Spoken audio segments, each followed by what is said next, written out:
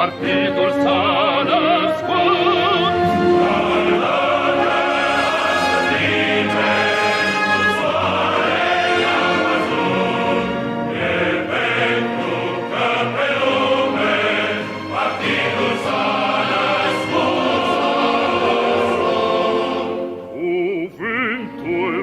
Ce știm noi din vremuri strămoșești, cuvânt de dor și luptă, de doine și povești.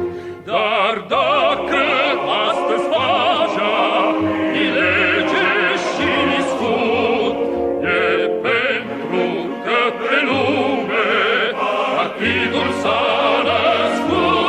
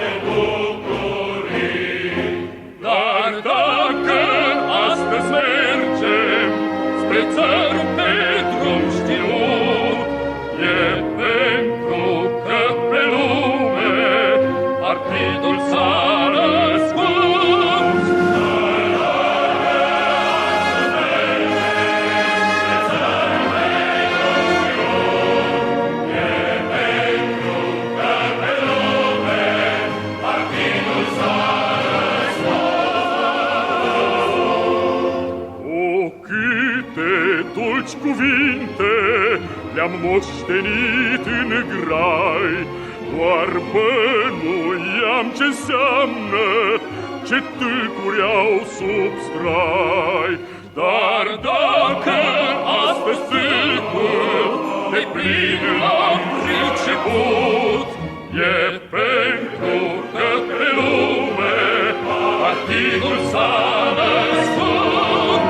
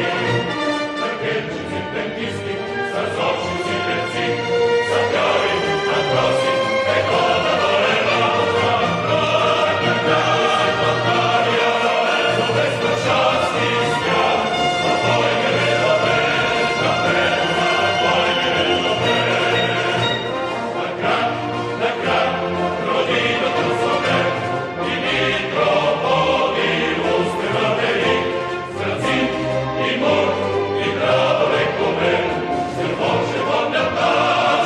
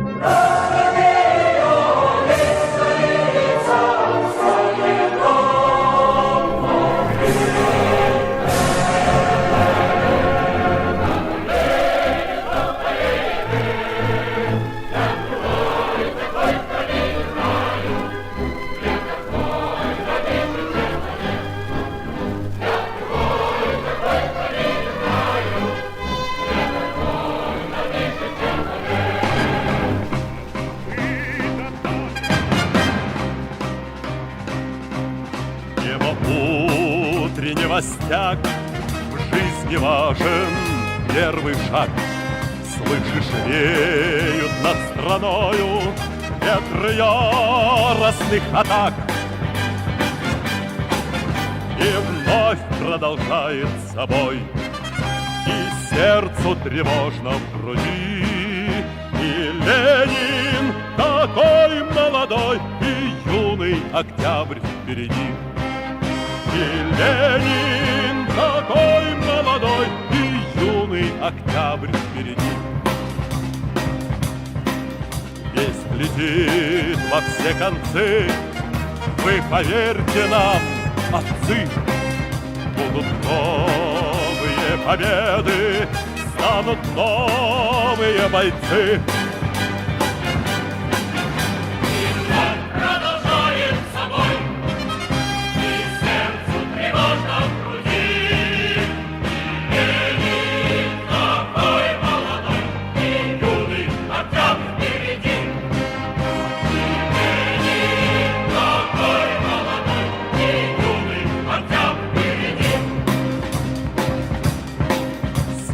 Милости не жди, жизнь для правды не щади.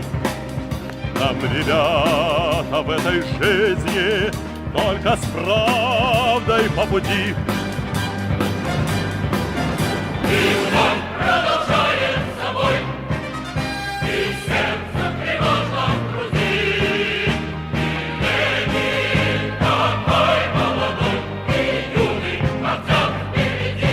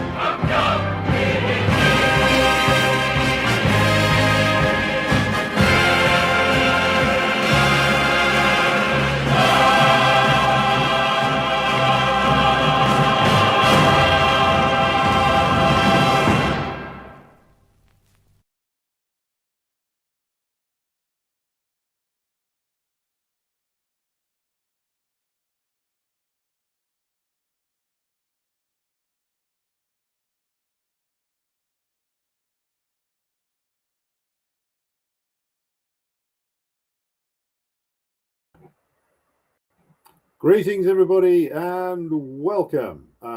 It is the evening of the 9th of February, 2026, and here we are with a live stream entitled The US Vampire Regime Will Fail, and I think you can all tell what I'm referring to there. Now, we are currently live on Rumble and on Twitch and on YouTube and on X, so be sure to subscribe to us on all platforms in case one of them gets cancelled, and be sure to like and share this stream if you have not done so already.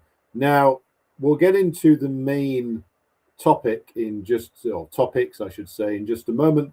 But first, I should begin with a word on perfidious Albion itself, which is, of course, in the throes of, I think, about the 52nd political crisis in the last 10 years.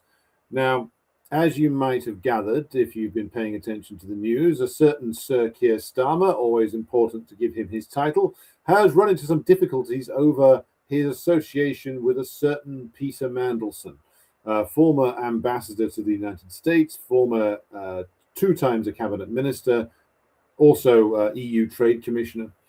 And the problem is, of course, that as everybody knew who had eyes and access to the internet, that Starmer was appointing a man to an ambassadorship who had a very close association with Jeffrey Epstein. Now, the way this is being spun in the media is that, Epstein was a disgraced financier. He was a man convicted of sex offenses against children, which is true, but it's a classic case of leaving out the main agenda point here, which is that Epstein, more than anything else, was an intelligence man.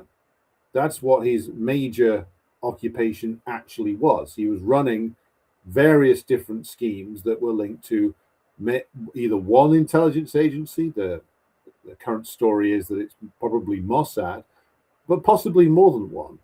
Possibly Epstein was something of a freelancer who, whilst working for Mossad in some capacity or another, was also working for various other people as well, particularly with his harvesting of dirt on various different high-profile figures within the US power structure.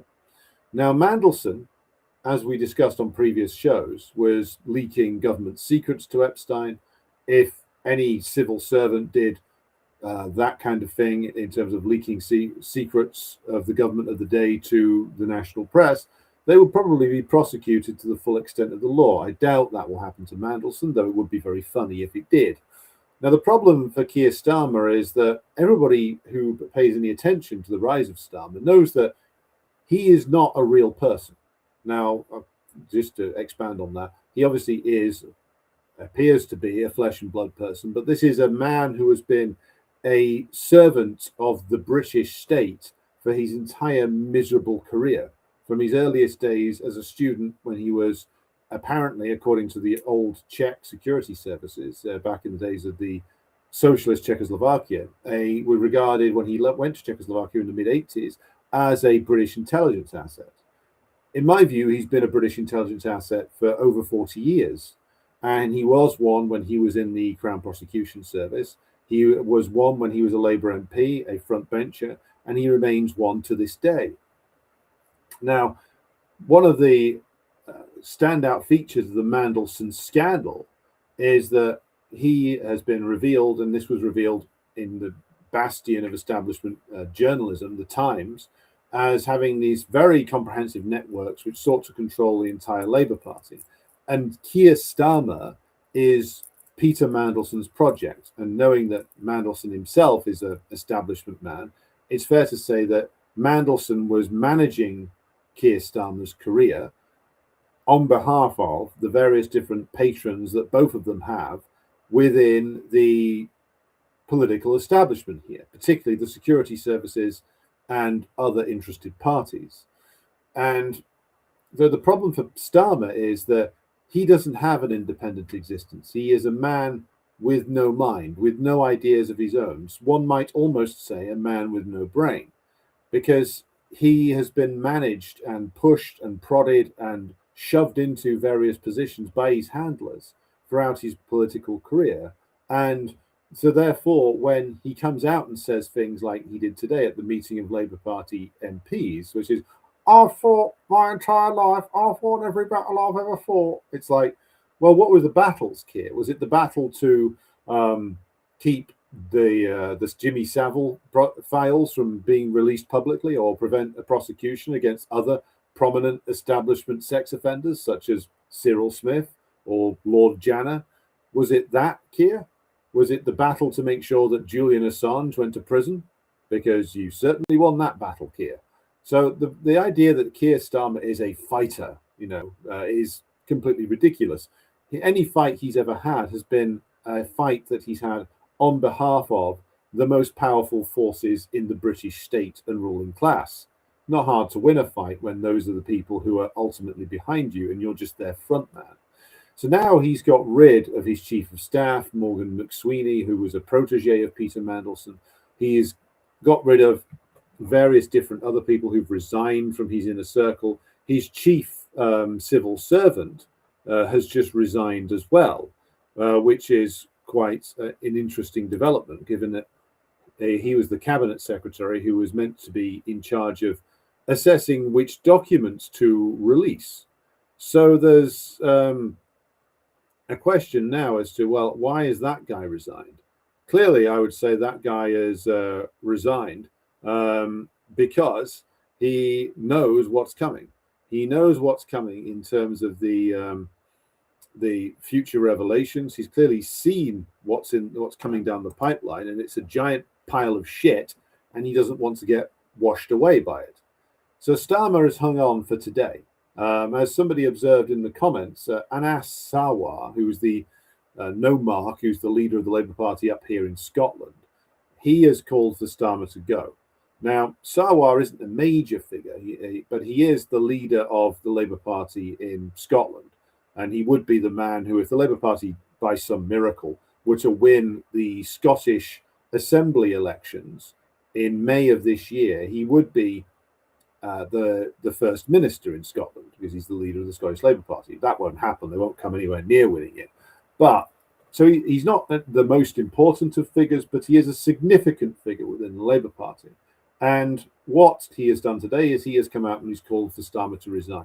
Now, what happened then was that inside an hour, every single cabinet minister who I could count came out and issued the same statement in support of Starmer, which is, Keir is getting on with the job. We were elected 18 months ago to change Britain. We must change Britain. Change.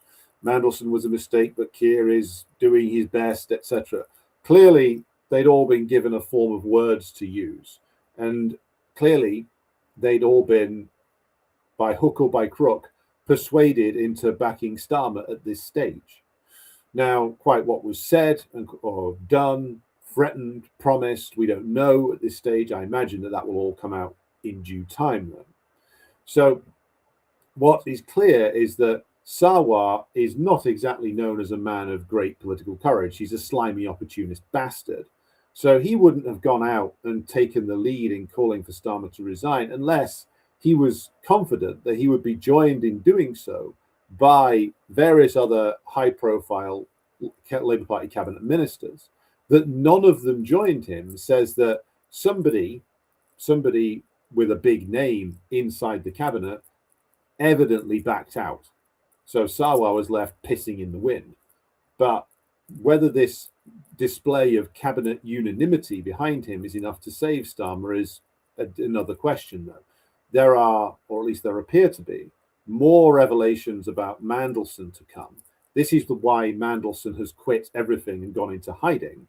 And this is why this senior civil servant, I think, has resigned.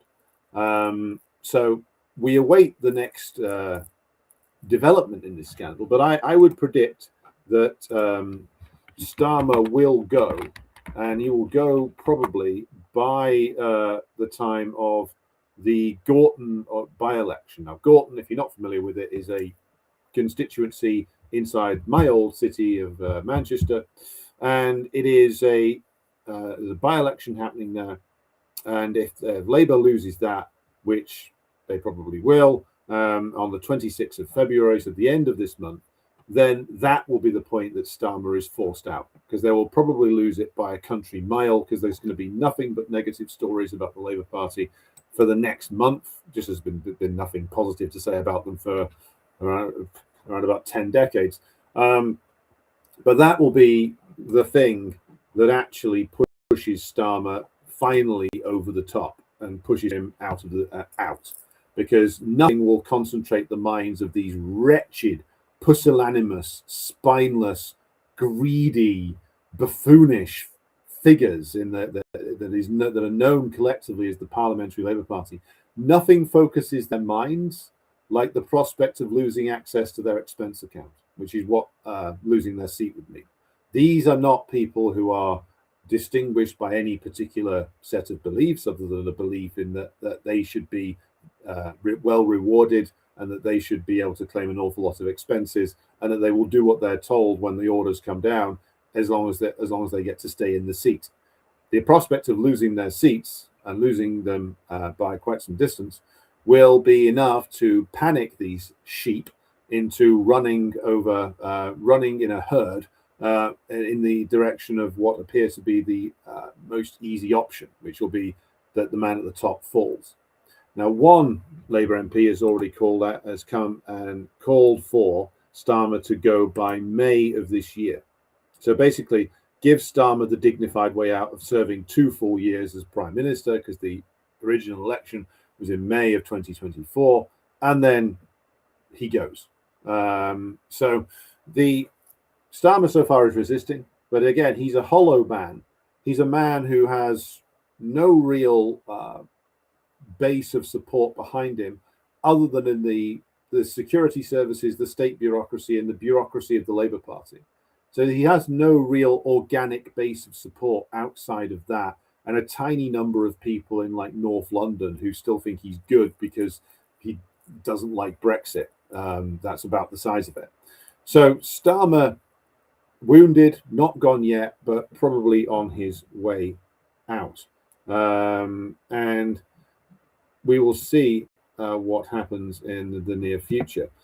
So we have got 200 of you watching on, or 203 of you watching on Rumble and on YouTube and on Twitch. We have just over 100 of you watching on the Twitter account, which is great. So again, be sure to like and share the stream if you haven't done so already. We will now get into the meat of the issue, but just want to acknowledge a few people in the chat first. Hello to Sophia, Ogas Cybernetics, Paul up in down in North Wales. Darkane01 says, "Good day, Comrade Has." I'm not Has, though we both have facial hair. I think you're on the wrong channel, mate, but feel free to stick around. Morrow 1289, Nush 82, Davey over there in Wales, G4RG. We've also got Wicked Witch of the Southeast from Winston-Salem, North Carolina. We have Headlockful, we have Valerie Morris, we have Walter Stolzing, we have President Jesus over there in the land of Gavin Newsom, we have Peter Robertson in Bedford, we have Bruce Albert, we have Freak Unique in Congleton, Cheshire, near where I'm from. We have Andy from Oz in the US vassal state of Australia. We have Gogol Po 1776, who says the world is a vampire. Thank you, Billy Corgan. President Jesus asks, do the British have anything as obnoxious as the Super Bowl? Not quite. I mean, I watched the Super Bowl once. I think it must have been in 2005, I think. Long time ago now, 21 years ago. I was so bored by the constant breaks in play and advertisements that I switched it off after about 10 minutes. I've never understood it, just as I don't understand American football at all. It just, to me, looks like rugby for people who like wearing half a sofa and a helmet. I don't understand it. It's not that I'm against all American sports. I quite enjoy playing basketball. I did do anyway back in the day. I quite enjoy watching ice hockey.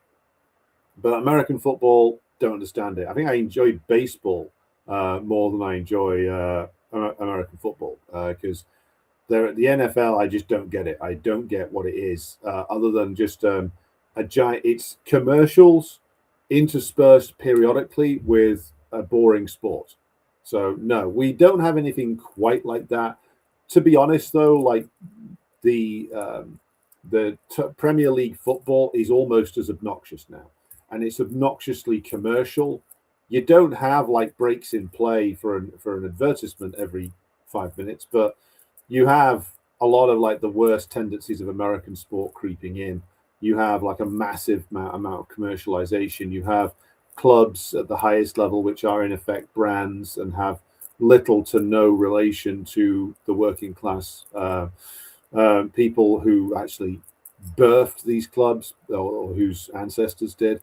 So the Premier League football is almost as obnoxious as the Super Bowl, I would say, but perhaps even more so because it's on for longer. I know the NFL has a whole season, but like Premier League is just this behemoth of a sort of corporate monstrosity.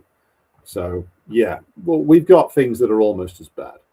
Right, who else we got here? We got Peep Show, we got Winston Fahrenheit, we've got Finnish Leica, we have Irish Partisan, we have Cataclysm 123 in Blackburn, Lancashire. We have Albert, we have Random Wolf, we have Pavel, who asks what the address is. The address to send stuff to, if you want to send stuff to, is hang on, it's a new one, so I can never remember it. Tell you what, I'll post the email address for correspondence up in the Telegram chat, so you can send stuff to me that way. Right. Okay. So, right. Thank you, everybody, for tuning in. So, we are going to talk about a few things tonight, but I will first of all ask you to cast your mind back, or cast your imaginations back to when Che Guevara called for 2 free many Vietnams. He did that in his message to the Tricontinental. And he did so because he was talking about the possibility of the neo-colonial world, or the oppressed nations of the world, of overstretching U.S. imperialism to the point where it was no longer able to effectively suppress revolts. And at the time that Che Guevara said that, all the way back in, I believe it was 1966, this looked like something that could come off, because the US was bogged down in Vietnam and wasn't winning, and they knew they weren't winning, but they persisted anyway. Just as, by the way, everybody with a brain in the European power structures, including the former British Prime Minister Rishi Sunak, knows very well they can't win in Ukraine, but they keep going anyway.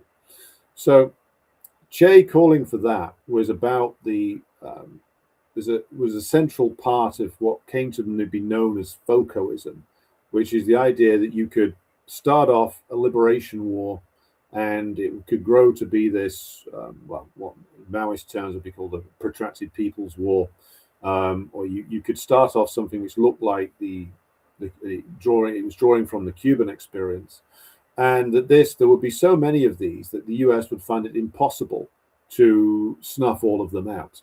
And for a while, this seemed to be something that was a serious prospect. There was a lot of revolts that started off as guerrilla movements in the late 60s and into the 70s and even into the middle 1980s. The US imperialism was finding new ways to suppress, or trying to find new ways to suppress. Now, how is that relevant now? It's relevant now because I would argue that there's more of a prospect of stretching US imperialism to breaking point now than there ever was before. US imperialism couldn't handle in a contest what the Houthis had to throw at them. They had to withdraw from the Red Sea in a humiliating scuttle. Now, so this is why we say constantly we have to go back to the old phrase from Mao that US imperialism is a paper tiger, because it has very weak links with its own masses by necessity, and it can't sustain casualties, it can't sustain a long war, which is why it does not, of course, deploy forces to Ukraine openly. It deploys some mercenaries and special forces whose deaths can be written off as unfortunate car accidents that left 5 brave American soldiers completely eviscerated when these idiots are hit by some Russian UAV or something. And the reason why they do that is because they can't sustain politically a deployment. Now we are in a position where the US is trying very hard under Trump to assert its reassert its globally hegemonic position. This was tried under Biden as well. There's no difference except in terms of some of the tactics used. So what Trump is doing with trying to stamp on Cuba, trying to seize control of Venezuela, and not really succeeding, as it would appear to be the case, given that the Venezuelan masses are solidly behind the ongoing revolutionary process in Venezuela. And again, it's still too early to tell exactly what went on in terms of the kidnapping of Maduro by US imperialism. We still don't know exactly what went on there. But what's clear is that they don't have control over Venezuela. They are trying to assert control over it, and that will be contested. And also, if the government now led by President Rodriguez holds firm in terms of not going for early elections or anything like that, or even if they do, it's clear that they would have the overwhelming advantage over a fractured and disjointed and stooge-like opposition. They're trying to assert violently their control over Latin America and the Caribbean. They're trying to squash Iran. But again, as we have covered before, the tactics aren't working thus far. They're trying to get the Russians essentially to agree to a shit deal in Ukraine, one that does not satisfy the aims as outlined by Putin in June of 2024 in his address to the Russian Foreign Ministry. And they're trying also to stage provocations against the Chinese by increasing arms sales to Taiwan. And also, as we'll see as we go through the various stories tonight, they're also trying to stage provocations by turning Japan and Australia and the Philippines into their essentially their staging points for aggression against China, which is what the whole premiership of Sanai Takaichi is all about. Now, she is the head of the Liberal Democratic Party, which, by the way, Japan is the most underreported one-party state in anywhere in the world. There's been precisely 2 interruptions to rule by the LDP in 70 plus years. The LDP control more of the Japanese National Assembly than the Communist Party of China does the National People's Congress in their country. So the LDP is essentially running a one-party state with occasional breaks when the LDP gets too corrupt, and too many scandals are revealed to sustain themselves. But Takaichi is like a Trump clone. She's an obvious clown. She comes from that school of like right-wing politicians who are consciously trying to ape Trump and debase themselves before him and their nations before him. Now, Takaichi wants to change Japan's so-called peace constitution. I mean, this was always a bit of a farce, given that Japan, it's not that it doesn't have a military, it has quite an extensive one that is largely under the control of the United States. But by getting rid of the peace clauses in the constitution, what Takaichi clearly wants to do is to position Japan as a battering ram for US imperialism in the region. And that relates exclusively, of course, to, or largely, to the position of Taiwan. Taiwan, of course, was a colony seized by Japan in the late 19th century and was occupied by Japan for over 40 years. And this is of course, the place that Chiang Kai-shek's guys retreated to at the end of the Chinese Revolutionary War, and has been, as Mao himself observed, the kind of an Israel in China's version of Israel, which is it was put there to essentially cause permanent problems to China. And the Trump administration is very much leaning into all of that. Biden was too, just to be clear. There is no difference on any of this from Biden, from Trump to Biden to Trump. What changes is the mood music. What remains constant is the interest. And they are pursuing the same aims in all of these areas of the world as the Biden administration was. They're just doing it more crudely and with more threats.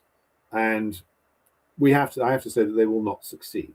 And they will not succeed essentially because US imperialism is being bogged down by the contradictions in its own system.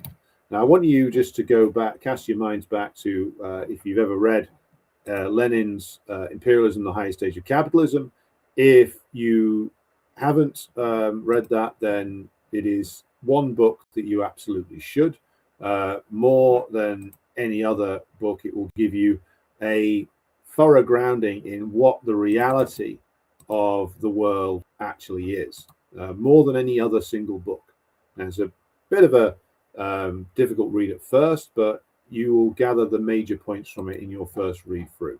So be sure to look at that if you haven't done so already.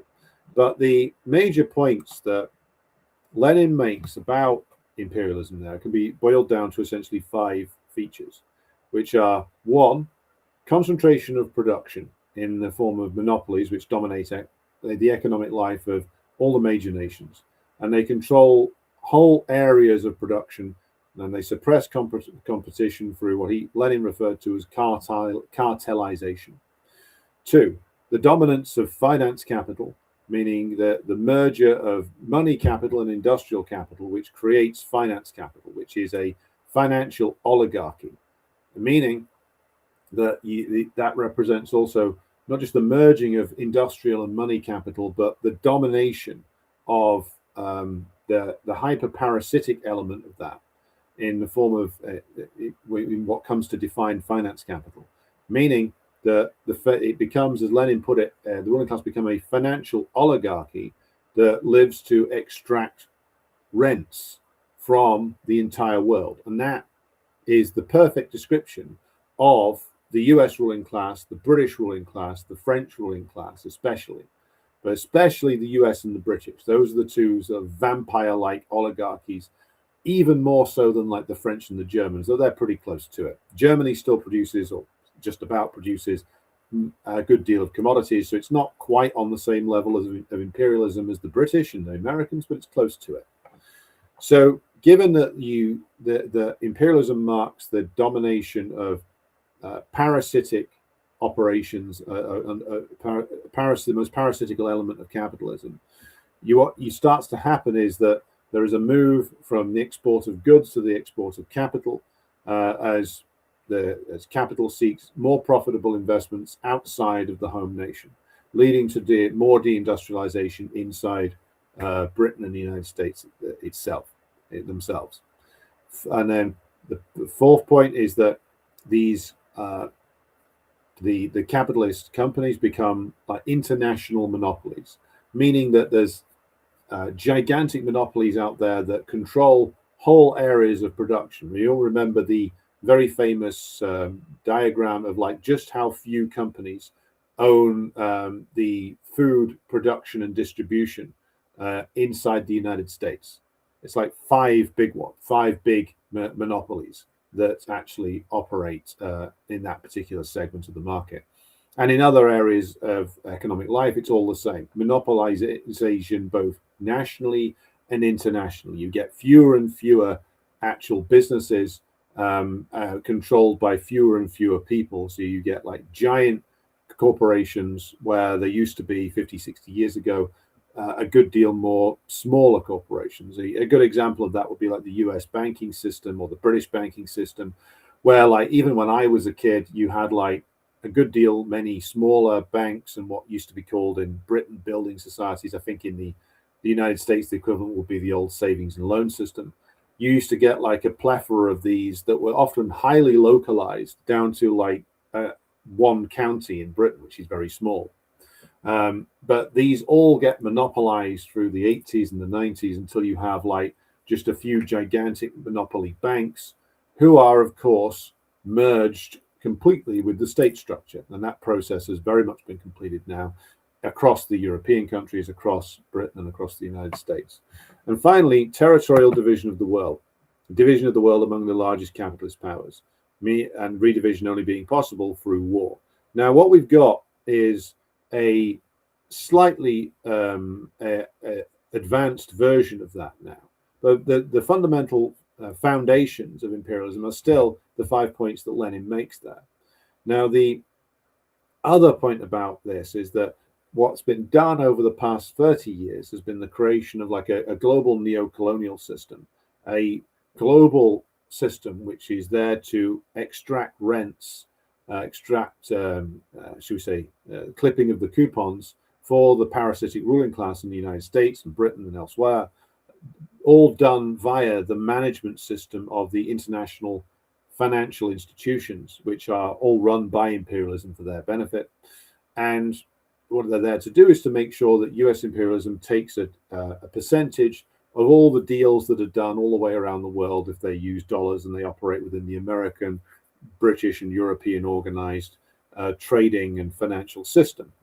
And what that has done is, again, though it has positioned Wall Street and the City of London as being, or where they were for a long time, the premier destinations for global capital flows, because these two were central to the neo-colonial system of the last almost 40 years now. What that's done, though, is it's increased the amount by which the internal system of the imperialist nations has been completely hollowed out.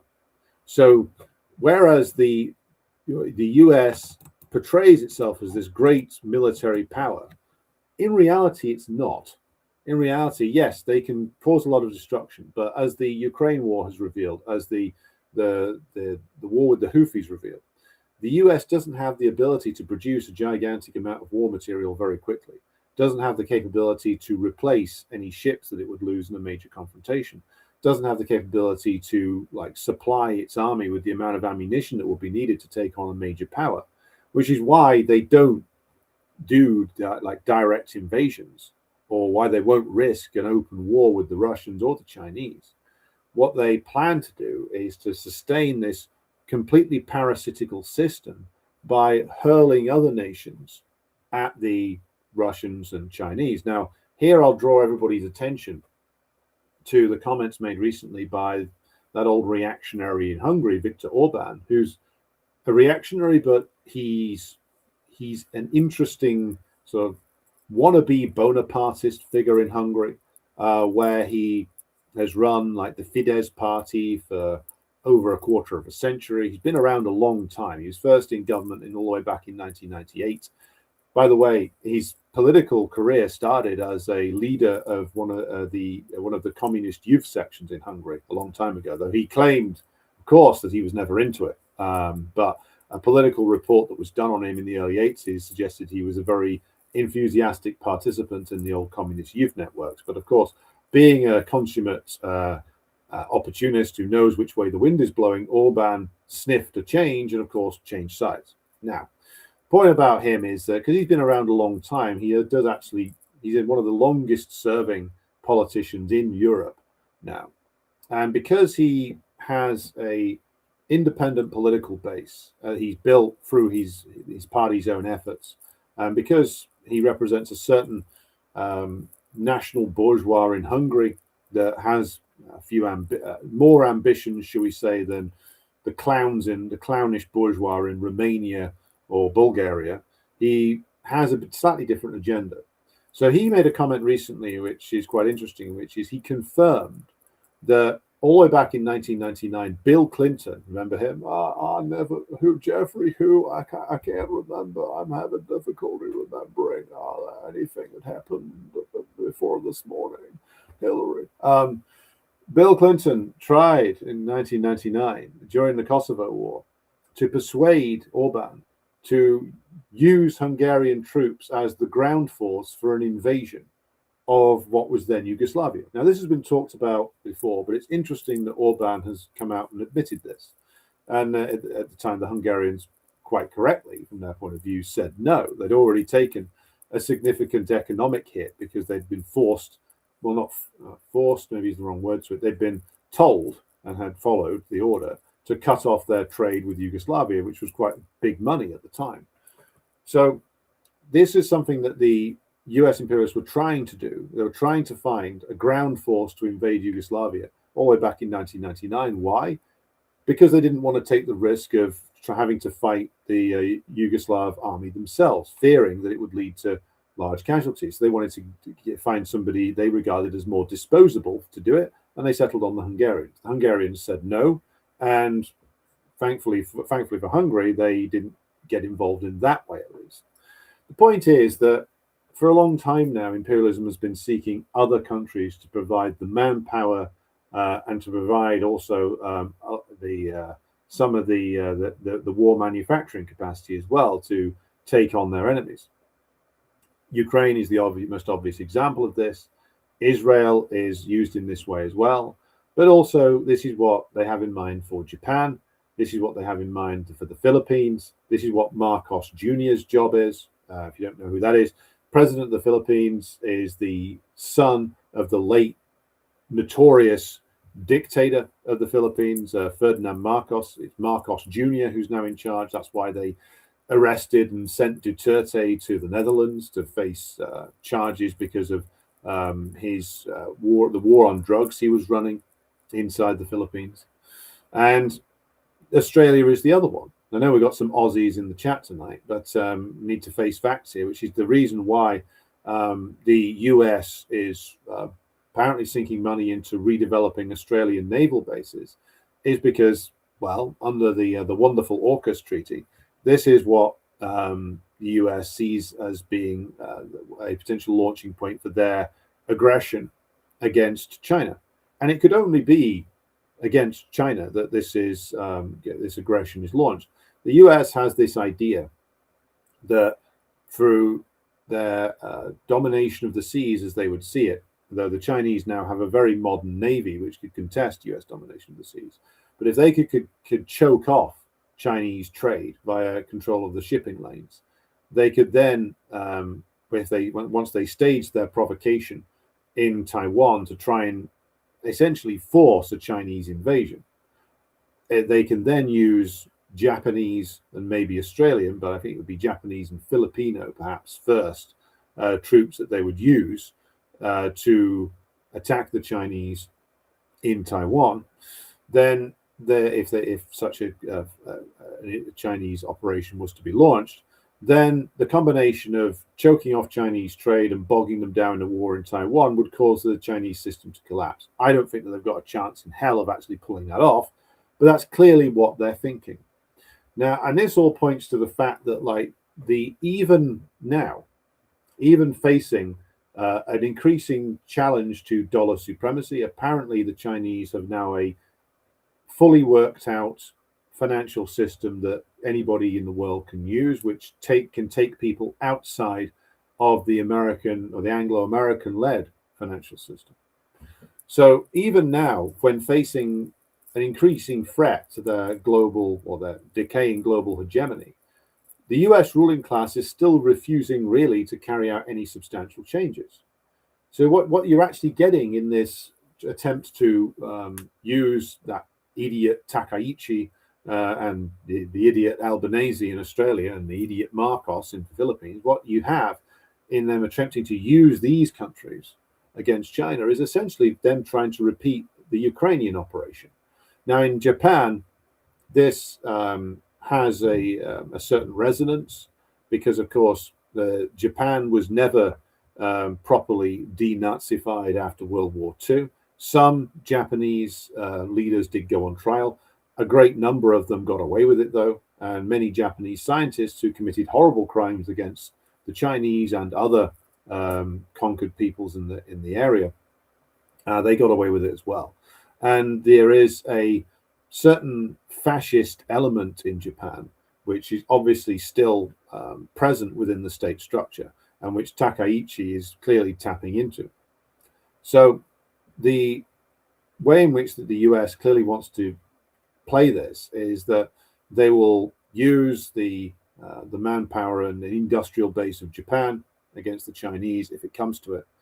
And this is done so that they can specifically avoid having to do anything with regards to, or very much, that will disrupt things inside the imperial core.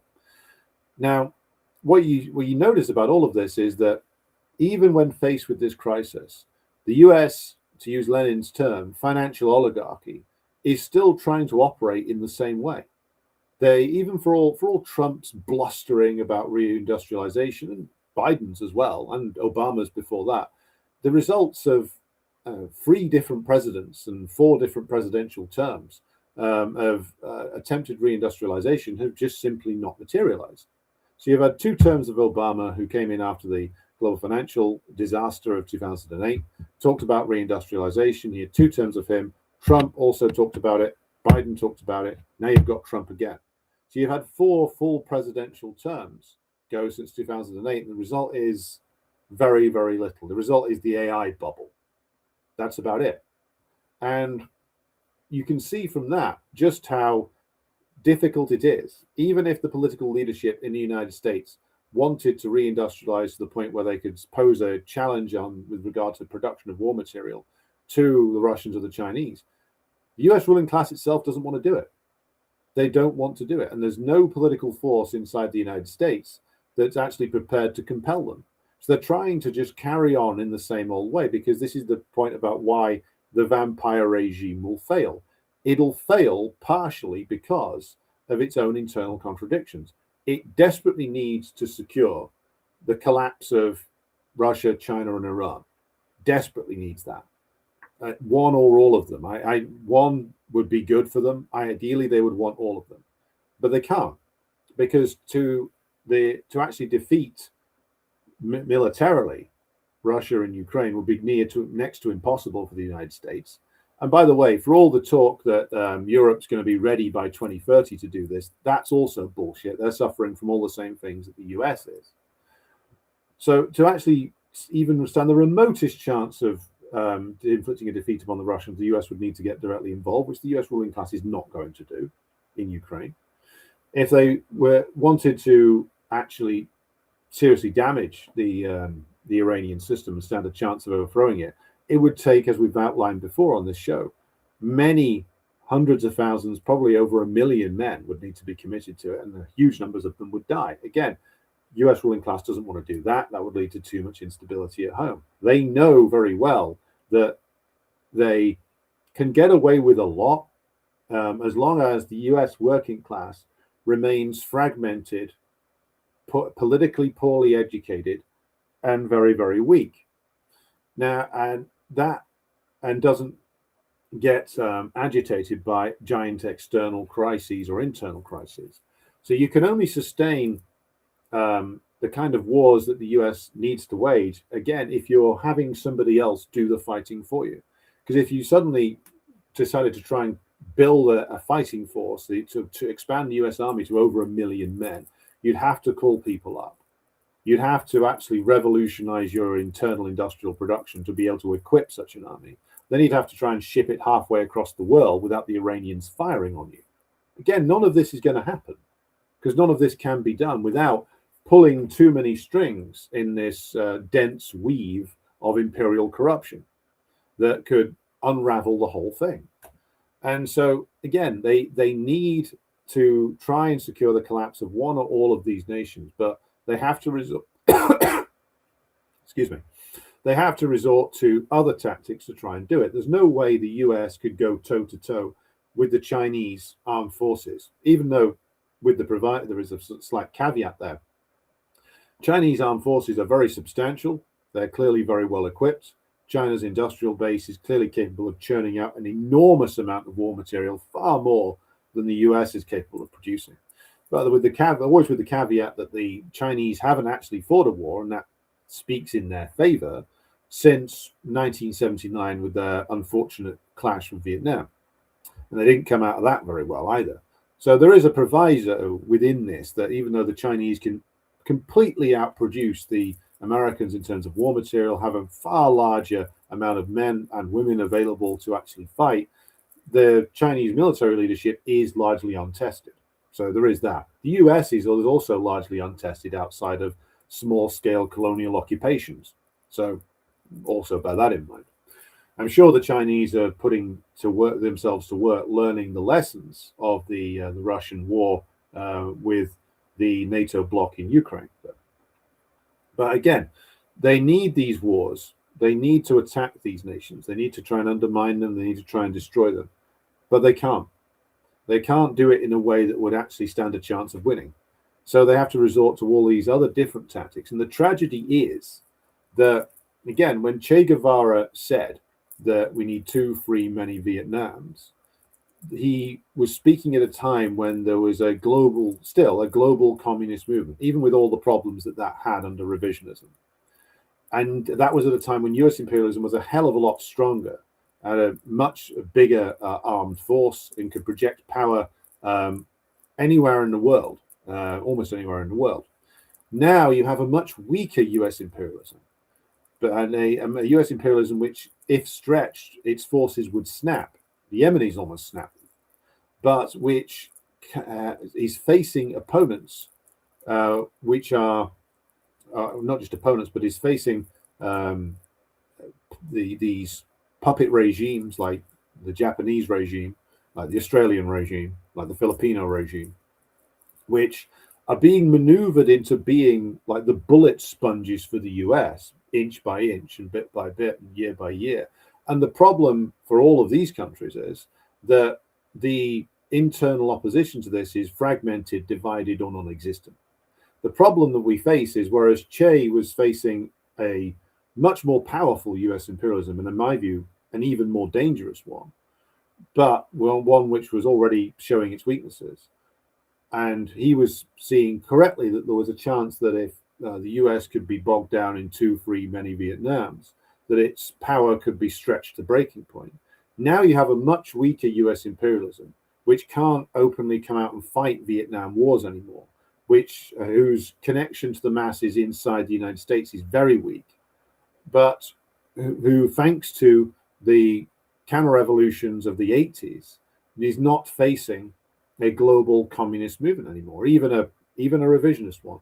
So we have this history plays a particularly cruel trick on us, which is that even though we are facing US imperialism, which is much weaker, which is much less able to actually fight wars anymore, but which has adapted itself to run a system which has tied in so many different nations and completely controls their ruling classes and political systems, that it faces very little opposition due to a generation or more of complete demoralization and fragmentation of left-wing nationalistic and patriotic forces.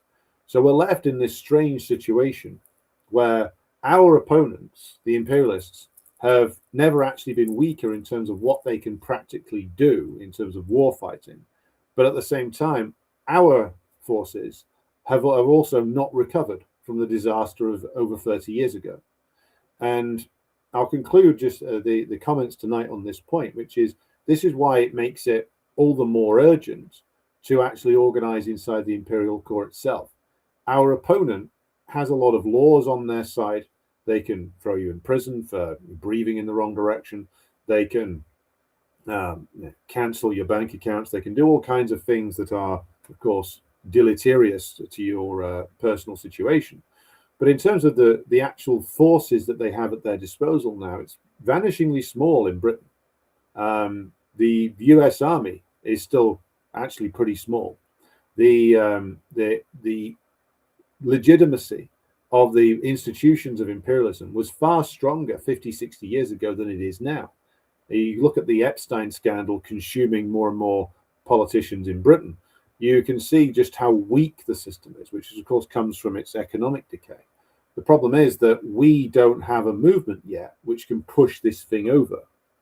Now, this is why it is extremely important for those of us who are in the imperial core nations to commit ourselves to the task of political education, to commit ourselves to the task of rebuilding the communist movement almost from scratch. Now, I know I say this a lot, but this is the only real way forward. We cannot enter existing communist parties, largely, because most of them are too far gone in social democratic revisionism. Everything needs to be built from scratch. Now, this process has started in some areas, but again, we are facing a late stage imperialism, which is, it's still dangerous. I don't want to understate what we're up against, but again, it has come far, far down from when Che Guevara made his point about two free many Vietnams. Now, a revolt in the imperial core nations could actually see the system snap quite quickly. What you have now is the imperialist system at home is like an iron rod, which is being pressured and pressured and pressured and pressured, not bending, not bending, not bending, not bending. But one day it will just snap. Because they have no capacity to actually change or offer reforms anymore, all they offer is repression. Now that this is we have this huge opportunity in front of us to build real revolutionary parties again. And this is something that must be taken. So I'll just conclude my comments there and just take in maybe a few comments from the chat. So who have we got here? All right, we have 281 of you currently watching on YouTube. We have 9 of you on Rumble, and we have 1 of you over on Twitch as well. It seems pretty lonely over there. 163 of you watching on X, and so that's all good. And let's just pull some comments here. Where are we?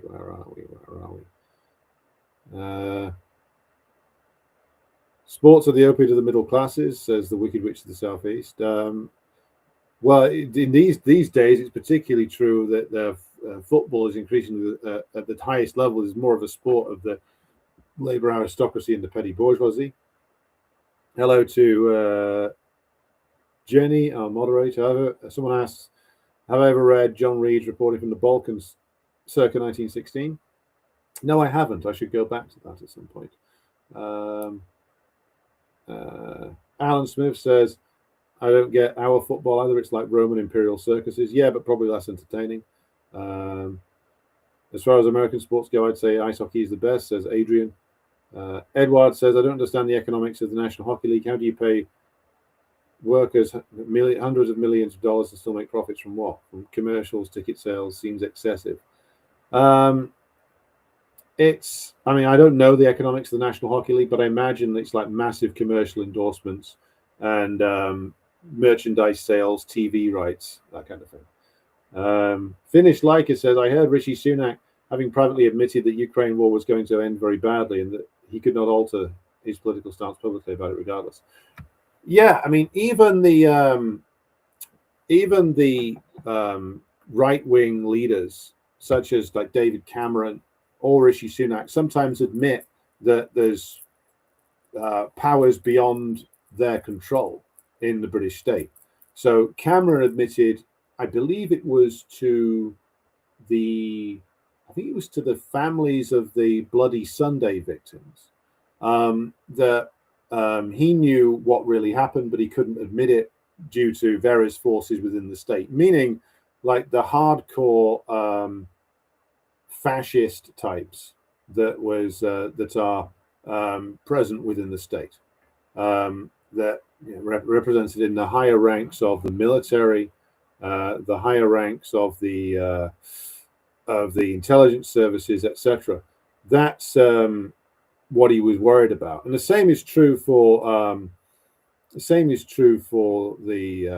like Rishi Sunak. Rishi Sunak isn't stupid.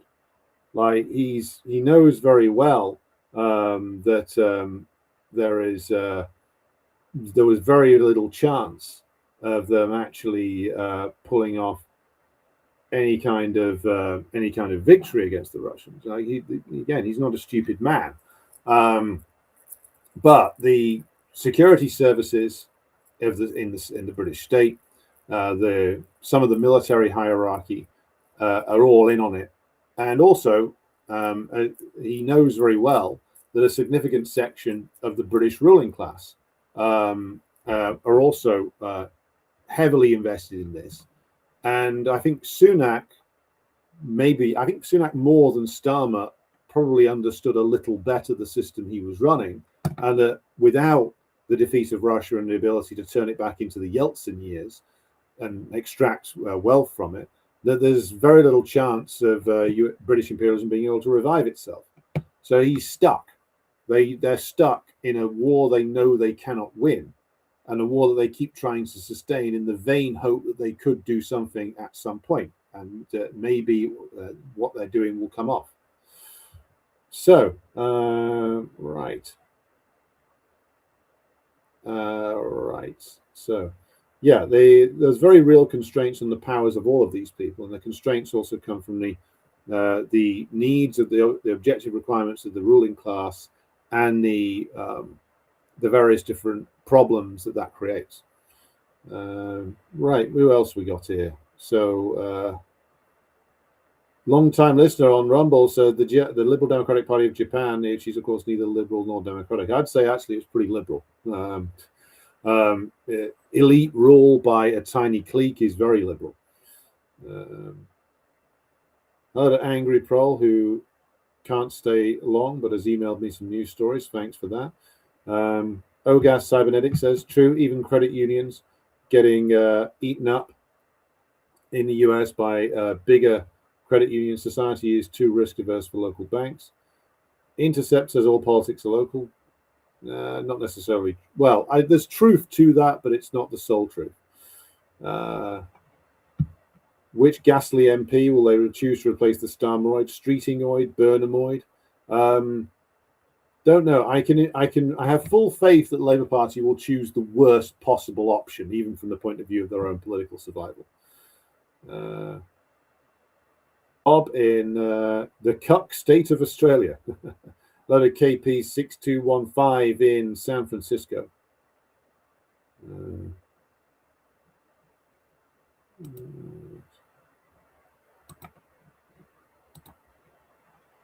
Okay.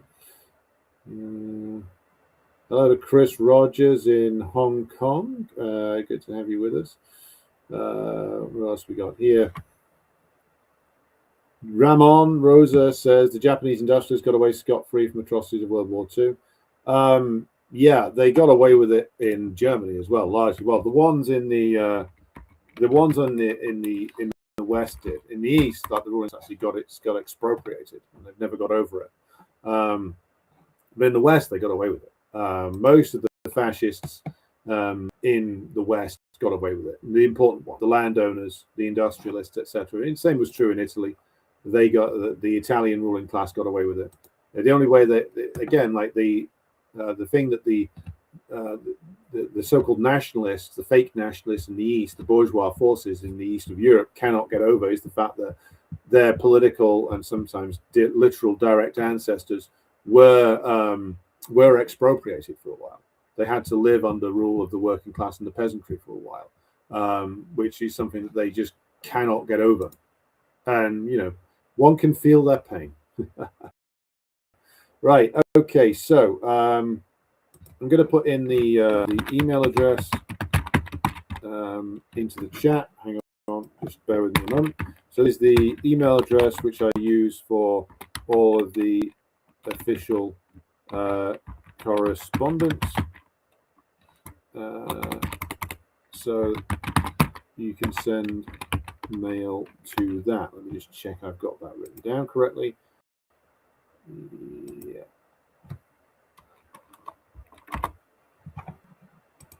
Okay, so that's Marx_Engels_Institute at protonmail.com. In fact, have I written that down wrong? Yeah, I have written that down wrong.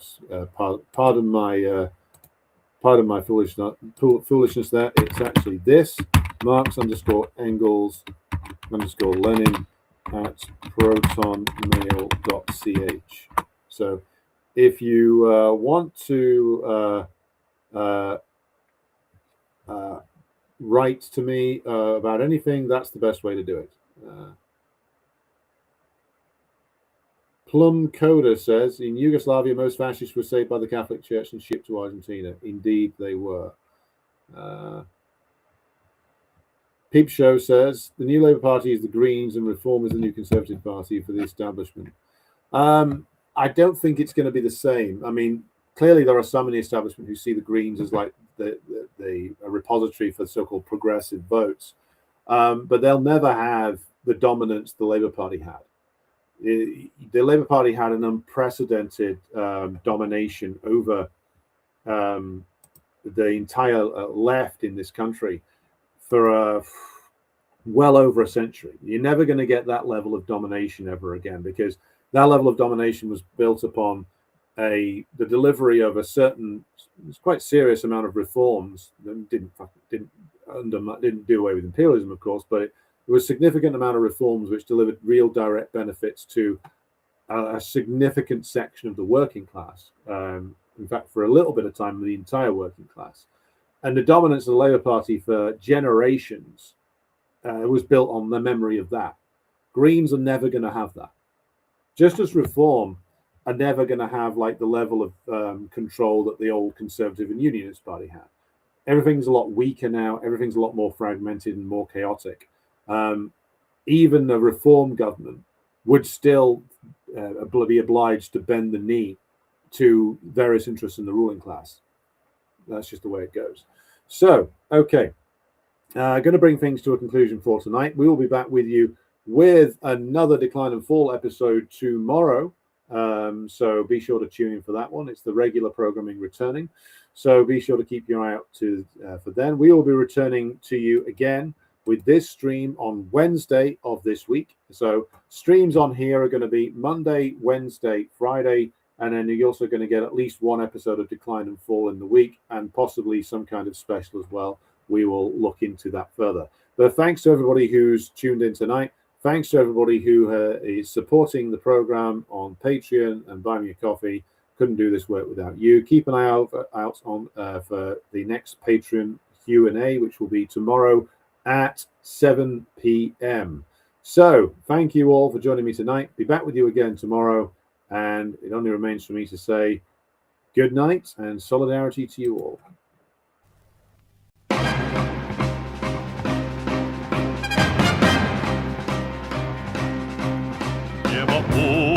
Утреннего стяг в жизни важен первый шаг.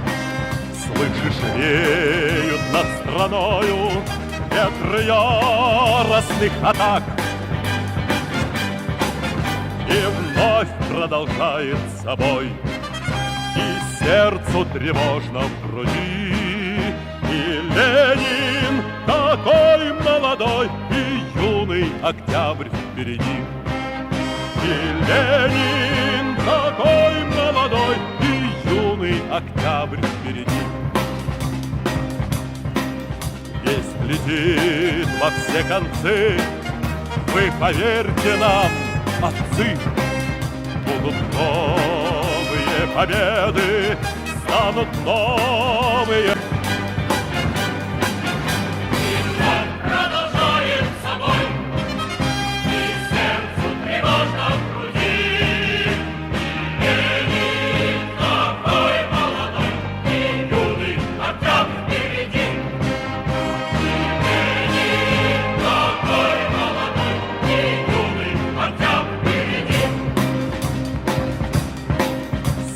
Милости не жди, жизнь для правды не щади.